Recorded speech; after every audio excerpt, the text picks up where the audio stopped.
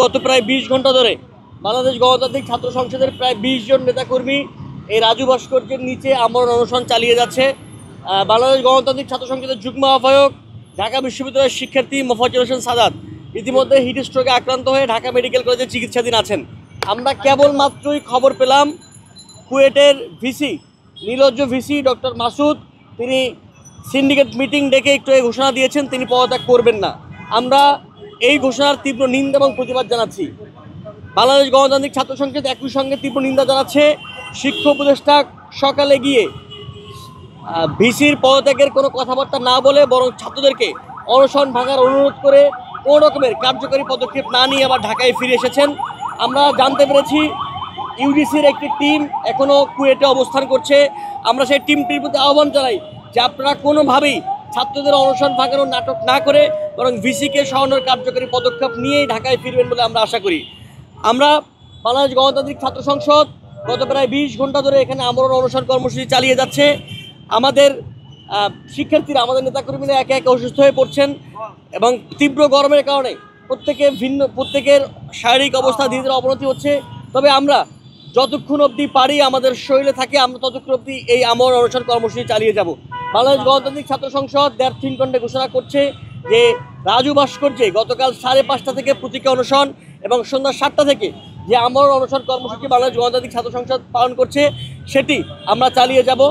এছাড়াও আমরা শুনতে পাচ্ছি যে বাংলাদেশের বিভিন্ন স্থানে শিক্ষার্থীরা অনশন কর্মসূচি পালন করছে। বাংলাদেশ গণতান্ত্রিক ছাত্র সংসদের বিভিন্ন বিশ্ববিদ্যালয়, জাহাঙ্গীরনগর বিশ্ববিদ্যালয়, জগন্নাথ বিশ্ববিদ্যালয়, ঢাকা কলেজ, তিতুমির কলেজ সহ বিভিন্ন এরিয়াতে বাংলাদেশ গণতান্ত্রিক ছাত্র সংসদের নেতাকর্মীরা প্রতীকী অনশন এবং আমরণ অনশন কর্মসূচি পালন করছে। আমরা তাদেরকে ধন্যবাদ জানাই। একই সঙ্গে আমরা শুনতে পাচ্ছি বাংলাদেশের বিভিন্ন বিশ্ববিদ্যালয়, বিভিন্ন এরিয়ার ছাত্র জনতারা আজ বিকেলে তাদের নিজস্ব এরিয়ায় ব্লকেট কর্মসূচি ঘোষণা করেছে। আমরা তাদের সেই কর্মসূচিকে সমর্থন করছি।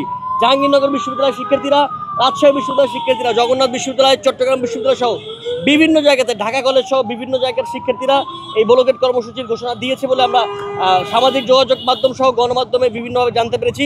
আমরা সেটাকে সমর্থন জানাই। তবে আমরা আশা করছি বিকাল 3টার মধ্যে ভিসি মাসুদ যে ঘোষণাটি দিয়েছে সিন্ডিকেট মিটিং ডেকে সেটিকে সরকারি হস্তক্ষেপের মাধ্যমে সেখান থেকে সরিয়ে তাকে যদি পদত্যাগ করতে সামর্থ্য না হয় তাকে ক্ষমতা বলে অপসারণ করতে হবে। কুয়েটে যে সকল শিক্ষার্থীরা অনশনরত আছে তাদের মধ্যে বেশ অনেকজন খুবই ক্রিটিক্যাল সিচুয়েশনে আছে। বাকিদের অবস্থাও ধীরে ধীরে অবনতি হচ্ছে। তারা প্রায় 40 ঘন্টা যাবৎ কোনো রকমের পানীয়, কোনো রকমের খাবার না গ্রহণ করে আছে। আমরা কোনোভাবেই আমাদের কোনো একজন শিক্ষার্থী মৃত্যুর মুখে চলে যাক, আমরা সেটি চাই না।